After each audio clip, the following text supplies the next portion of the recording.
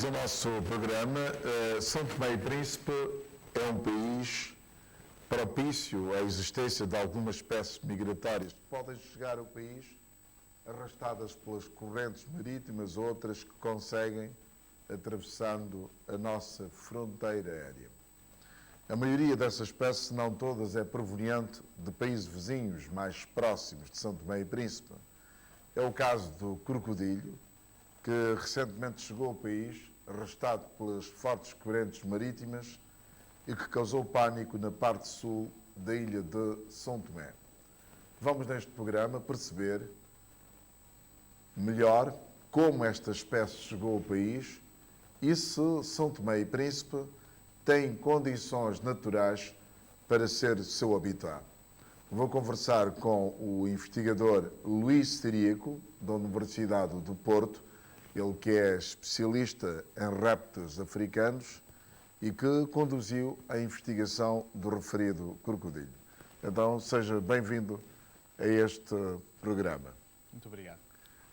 Então, foi uma investigação que levou algum tempo, não é? Depois desse pânico todo que causou em São Tomé com a existência, o surgimento do crocodilo, portanto, no país.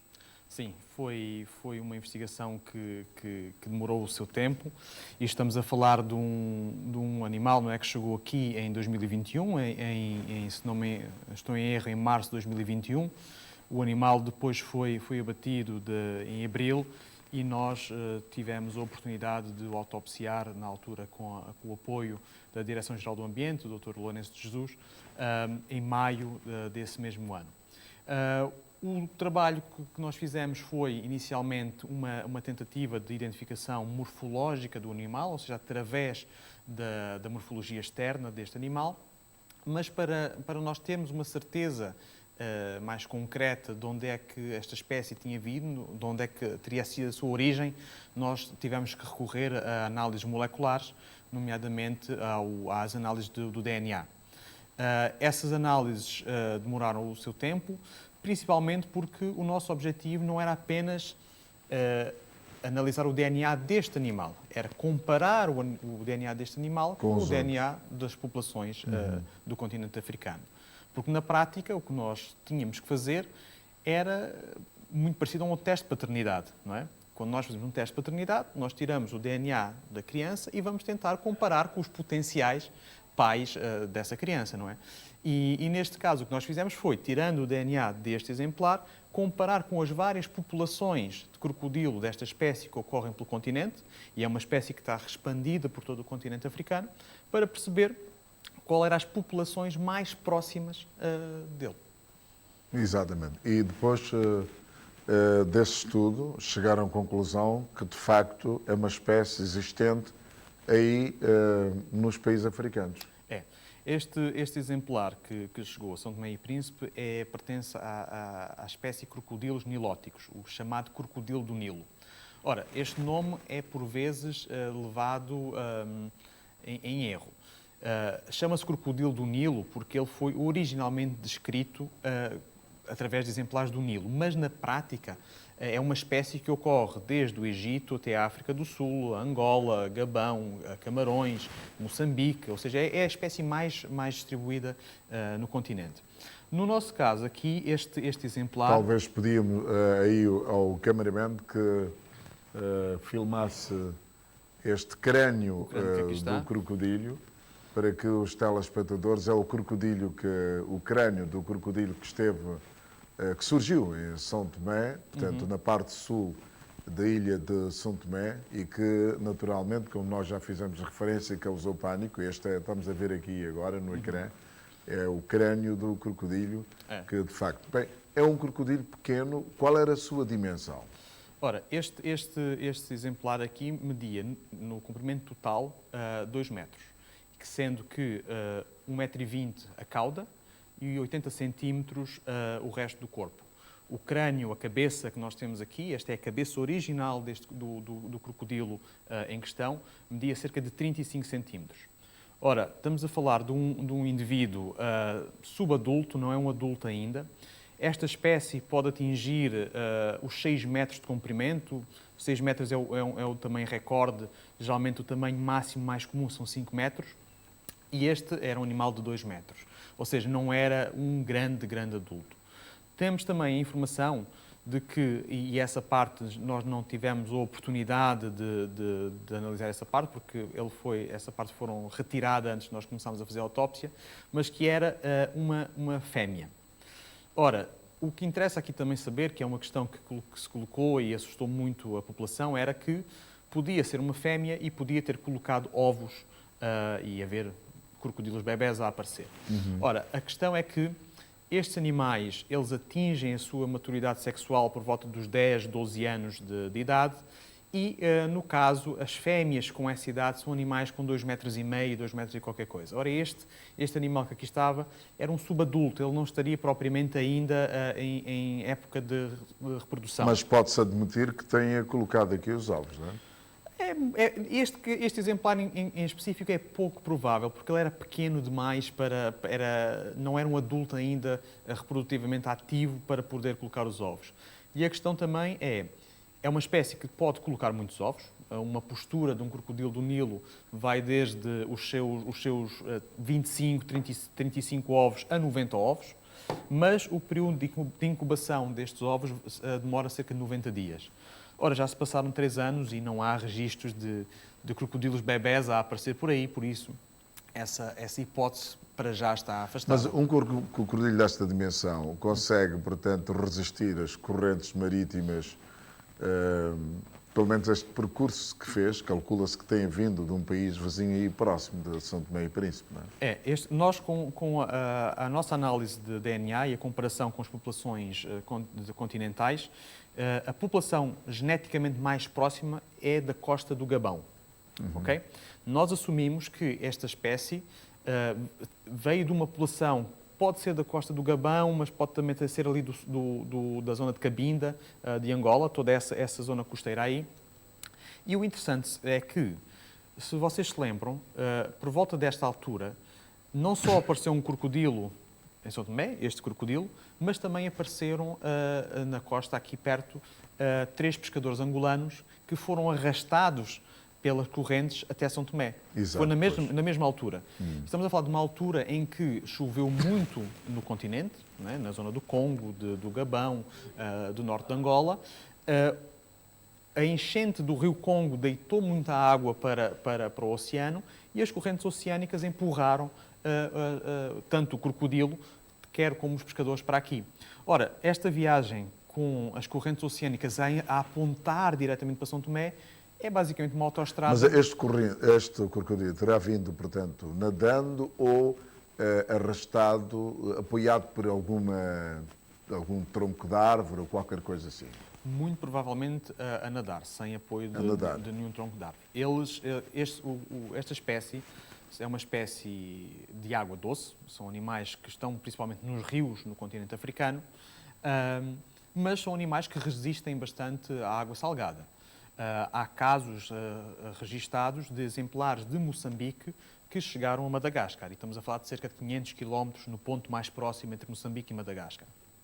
Ora, daqui ao Gabão são 250 km, então é metade dessa distância. Mas sabemos também que há 5 milhões de anos atrás, os antepassados destes crocodilos atravessaram o Atlântico para chegar à América do Sul. Então, algumas populações de crocodilos, do género crocodilos que existem na América do Sul, atravessaram o Atlântico há 5 milhões de anos atrás. Ora, o Atlântico é muito maior do que esta distância que estamos a falar aqui.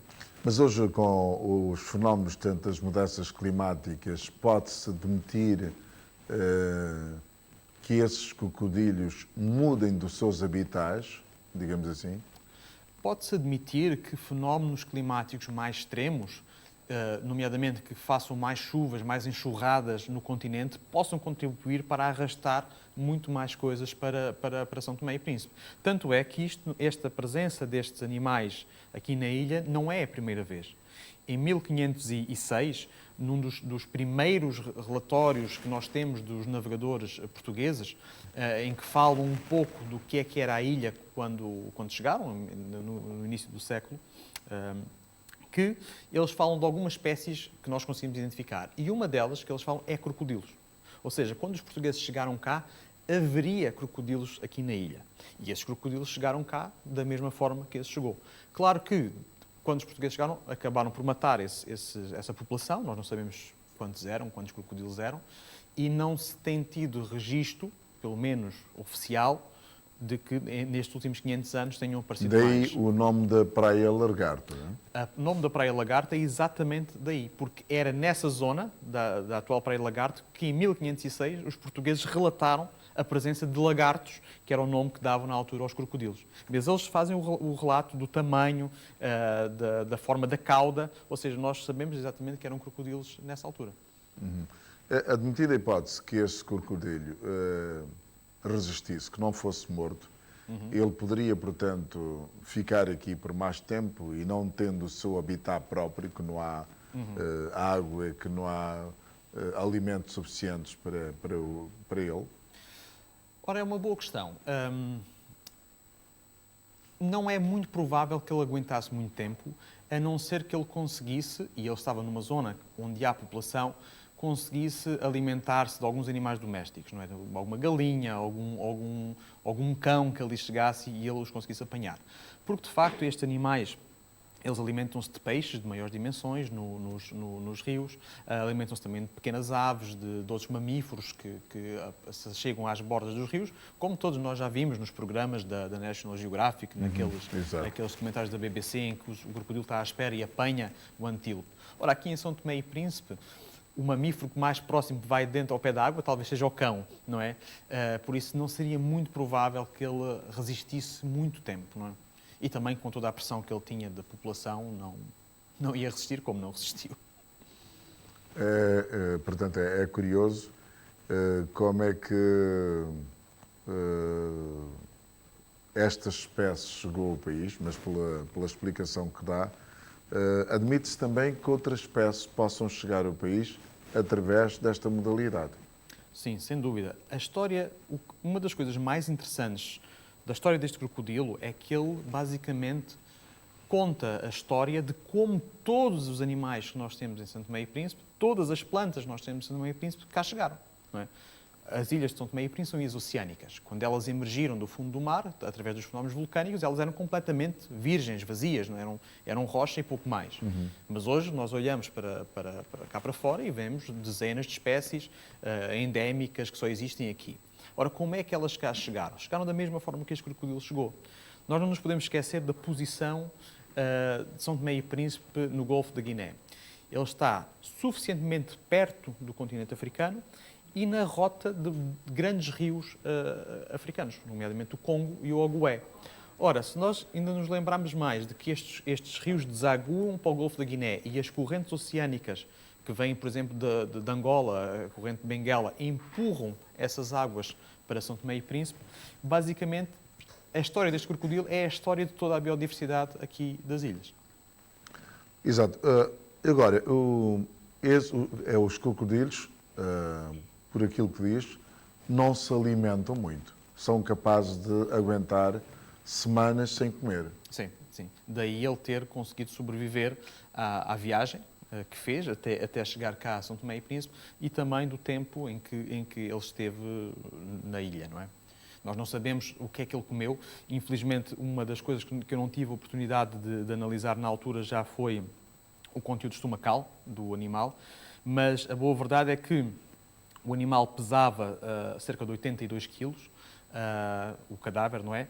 Ora, estamos a falar, esta espécie pode chegar aos 750 quilos. Não é? Então estamos a falar de um animal que estava magro também já quando cá chegou. Ele não era de grandes dimensões e era magro, o que indica que ele estava há algum tempo sem comer.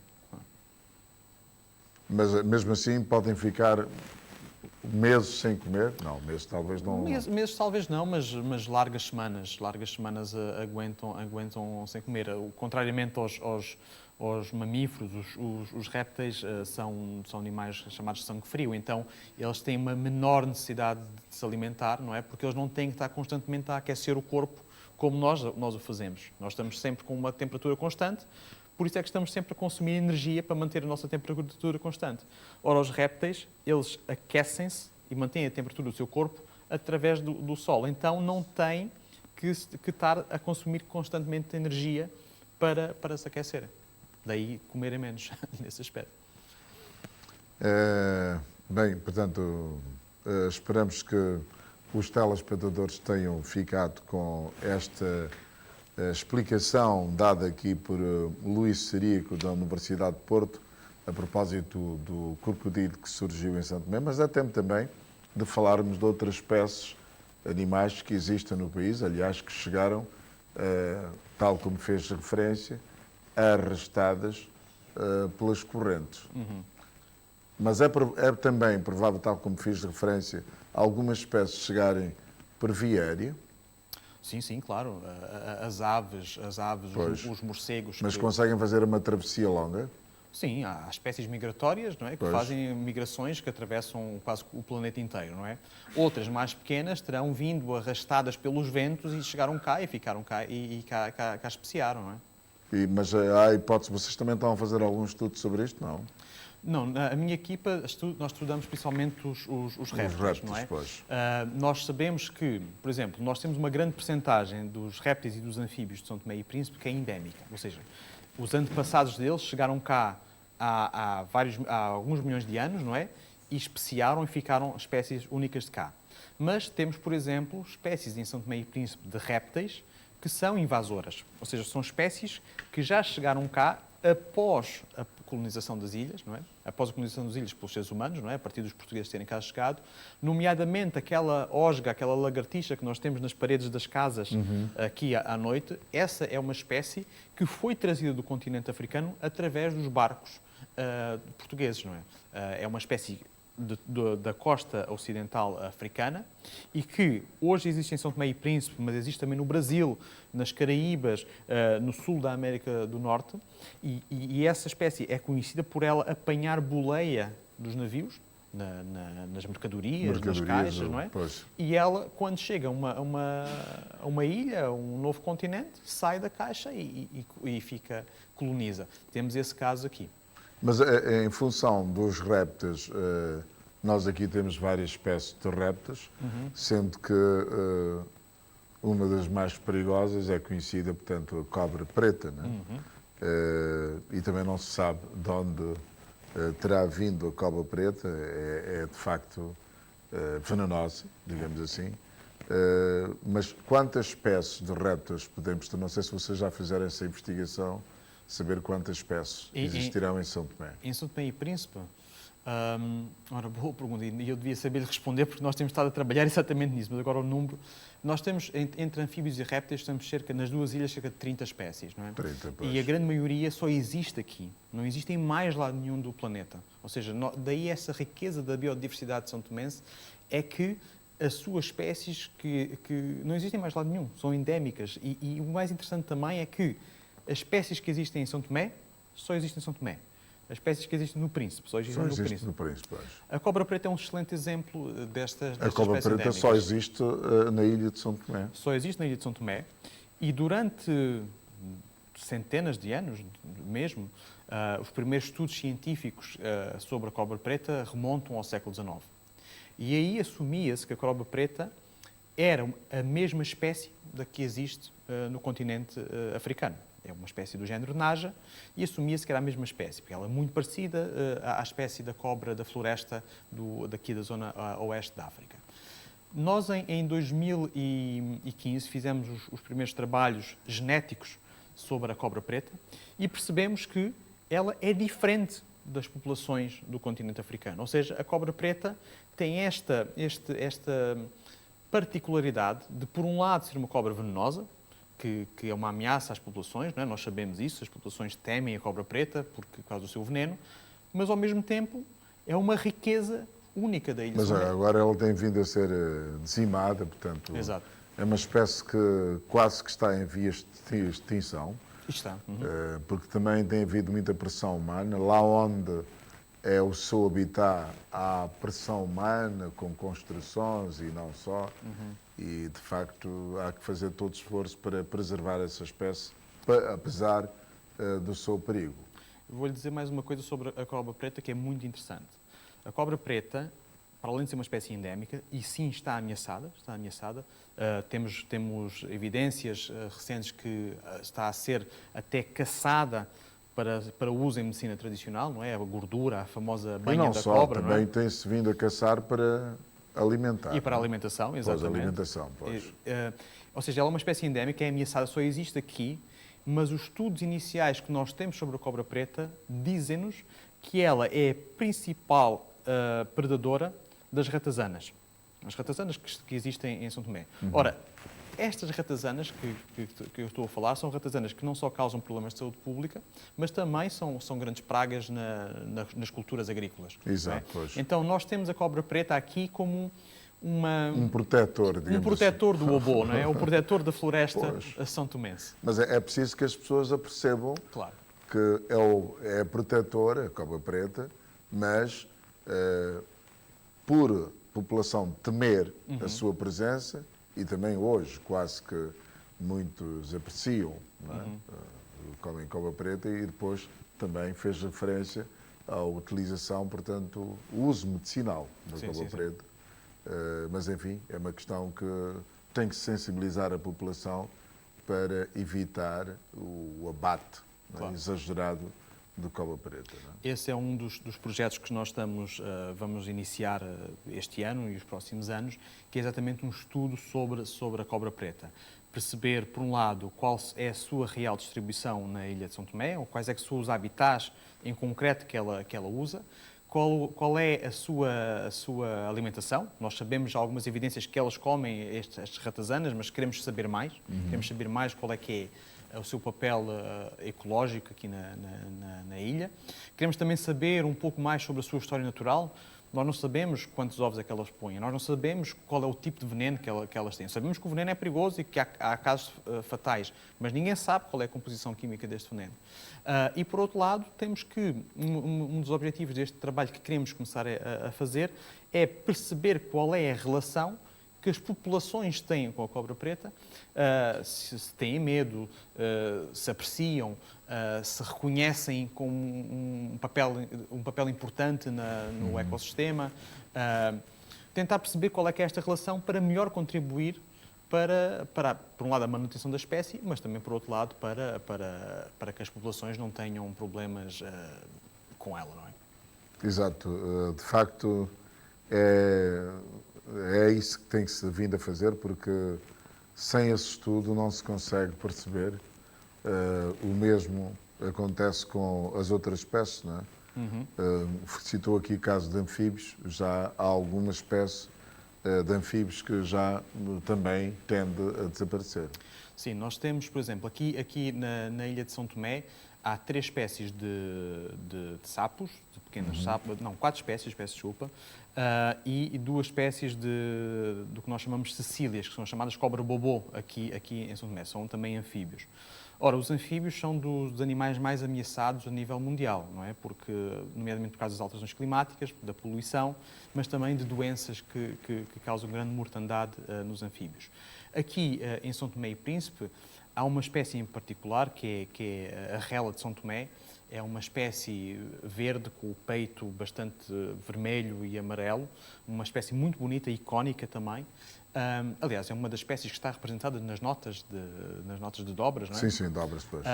E é uma espécie que já só existe no interior do obo e cada vez mais é mais difícil encontrá-la. Ou seja, estamos a falar de uma espécie muito ameaçada. Não é? Na Ilha do Príncipe também, uma das espécies, a rela gigante do príncipe, também cada vez mais está ameaçada, e é uma espécie que, por exemplo, nós nem conhecemos o ciclo de vida dela. Há muitas coisas sobre a história daquela espécie que não se conhecem. Não se conhece qual é a sua larva, não se conhece onde é que ela põe os ovos. Nunca se conseguiu perceber ainda essa situação. E, ao mesmo tempo, estamos a falar de uma espécie que está a desaparecer. Ou seja, nós arriscamos-nos a que certas espécies, que podem trazer informações muito úteis até para, sei lá, para a medicina, para a ciência, para que desapareçam antes de nós sequer as possamos conhecer. Exatamente. E mesmo tanto bem, falou de sapos, não é? Sei que em alguns países come-se sapos, mas tanto quanto sei, aqui em São Tomé não se come. Não tem essa informação Pois. que se coma. Porque também, vejamos, os sapos e as rãs de São Tomé e Príncipe não são assim tão grandes. Nos países em que se comem sapos, por exemplo, na Namíbia, no sul de Angola, comem certas espécies de sapos. Mas estamos a falar de animais de boas dimensões, não é? Em França, não é? Ou no sul de Portugal, comem-se as famosas perninhas de rã. São espécies que são de maiores dimensões para se comer. Aqui, em São Tomé e Príncipe, que eu tenha percebido e que a minha equipa tenha percebido, nós nunca registámos nenhum caso de uso culinário de anfíbios. Mas vocês, portanto, pensam, para além de répteis e anfíbios, pensam alargar a vossa investigação às outras espécies? É assim, nós neste momento estamos muito focados neste grupo porque é um grupo que se conhece muito pouco, não é? É um grupo que se conhece muito pouco, por exemplo, conhece muito mais sobre as aves, não é? De São Tomé e Príncipe e do resto do mundo, e os anfíbios e os répteis são um grupo menos trabalhado. Se nós pensarmos bem nestas espécies todas que existem em São Tomé e Príncipe, nós conhecemos tão pouco que o nosso foco ainda vai ser esse. Mas isto não implica que São Tomé e Príncipe não seja o foco de investigação de centenas de investigadores nacionais e internacionais. Um exemplo disso é um livro que nós recentemente editámos, em 2022, e que vai sair ainda este ano, em 2024, a edição portuguesa, que vai ser lançada aqui em São Tomé e Príncipe e vai ser distribuída pelas escolas, pelas ONGs, pelas autoridades, não é? Em que em cerca de 26 capítulos, com mais de uma centena de autores, não é? Nós compilamos toda a informação do que se sabe sobre aves, mamíferos, baleias, tartarugas marinhas, répteis, anfíbios, plantas, fungos. Isto mostra o interesse que São Tomé e Príncipe desperta na comunidade científica internacional, nos biólogos internacionais, e nacionais também, que são equipas mistas que trabalham neste caso, e eu acredito que os próximos anos vão continuar a tendência que tem havido nos últimos 20 anos de muitos estudos sobre a biodiversidade de São Tomé. E este livro disse que vai ser lançado, para quando é que se prevê o seu lançamento? Nós temos neste momento a versão está traduzida em português, acabou de ser traduzida nas últimas semanas e está neste momento a ser paginada. Nós contamos que nos próximos 3 meses ele esteja publicado. A versão de 2022 é uma versão em inglês que já está disponível online. Para quem quiser fazer o download, é fácil encontrar a biodiversidade do Golfo da Guiné e pode fazer o download já. A versão portuguesa, nos próximos 3 meses, acredito que esteja cá fora e vais ter uma versão impressa, em livro, não é? Física, mas também vai estar disponível online para quem quiser descarregar os capítulos em PDF. Este livro comporta, justamente como fez referência, investigação feita por vários investigadores. Sim. Não, nós basicamente, o nosso objetivo ao editar este livro foi identificar as várias equipas que estão a trabalhar em São Tomé e Príncipe nos últimos 20 anos, basicamente, não é? Dos vários grupos em questão, das plantas, dos fungos, das aves, dos répteis, por aí fora, e convidar essas equipas para contribuírem com chamemos-lhe assim, este resumo, esta compilação da informação que temos até aos dias de hoje. Na prática, o que nós quisemos fazer foi, tem-se feita muita investigação, esta investigação é publicada em artigos científicos, alguns em inglês, alguns em alemão, alguns em português, outros nas várias línguas, e o que nós quisemos fazer foi compilar isto tudo em capítulos que permitissem aos estudantes, aos investigadores, às autoridades locais, às ONGs, acederem num único sítio a toda a informação que existe até aos dias de hoje. Mas o mais interessante, talvez, que nós conseguimos neste livro, não foi compilar o que se sabe, mas foi encontrar quais é que são os próximos passos, ou seja, o que é que nós não sabemos ainda. E isto permite-nos agora entrar numa nova fase de investigações sobre a biodiversidade global de São Tomé e Príncipe. Esse conhecimento da biodiversidade terrestre de São Tomé e Príncipe poderá ser um mote para potenciar o turismo? Sem dúvida. Pensemos no seguinte, São Tomé e Príncipe é, a nível global, não estou a falar ao nível continental, nem ao nível regional, estou a falar ao nível global, um dos locais do mundo com a maior percentagem de espécies endémicas. Estamos a falar de espécies que não se encontram em mais local nenhum do mundo. quem quiser ver estas espécies ao vivo só pode vir cá. Não as vai encontrar no Gabão, não as vai encontrar em Angola, não as vai encontrar no Brasil, não as vai encontrar em Portugal, só as vai encontrar em São Tomé e Príncipe. E nos dias de hoje, o turismo ambiental, o turismo, por exemplo, de observação de aves, tomou proporções muito grandes e há equipas e grupos de turistas que fazem exatamente, vão à procura de ver esta espécie. Quer ver a espécie A, B, C, D. E estas têm que vir ver aqui. E nós, nos últimos anos, temos começado a perceber que São Tomé e Príncipe começa a estar na rota deste tipo de turistas e muito este conhecimento que se tem criado sobre o que é que existe aqui e onde é que estas espécies estão, tem ajudado a que estes turistas venham e saibam que isto acontece cá e possam vir cá. Mas, voltando outra vez à questão das alterações climáticas, tem vindo ter influência no desaparecimento de algumas espécies. Por exemplo, nós hoje, em São Tomé e Príncipe, já não vemos tantas borboletas como víamos antigamente. Pois, é um fenómeno. É uma ameaça global. As alterações climáticas são uma ameaça global que tem afetado de forma diferente vários países. Aqui em São Tomé e Príncipe é uma área em que as alterações climáticas estão a fazer sentido de uma forma muito intensa, não é? E se nós aliarmos as alterações climáticas, mas também a alteração dos habitats, não é? Pois. O aumento da população humana, o que é um desafio, não é? A população humana cresce, a população humana precisa de alimentação. Para ter alimentação precisa de terrenos para cultivar. Então vai haver sempre esta competição entre o ser humano e a natureza, não é? Juntando as alterações climáticas, juntando a poluição, juntando certas doenças que se transportam a nível global, que afetam estes animais, nós temos, de facto, um panorama assustador para o futuro da biodiversidade. Exato. Luís, seria que não sei se tocamos em tudo ou se queria, portanto, focar noutros aspectos mais importantes, sobretudo a questão que tem a ver com o potencial da biodiversidade de São Tomé e Príncipe.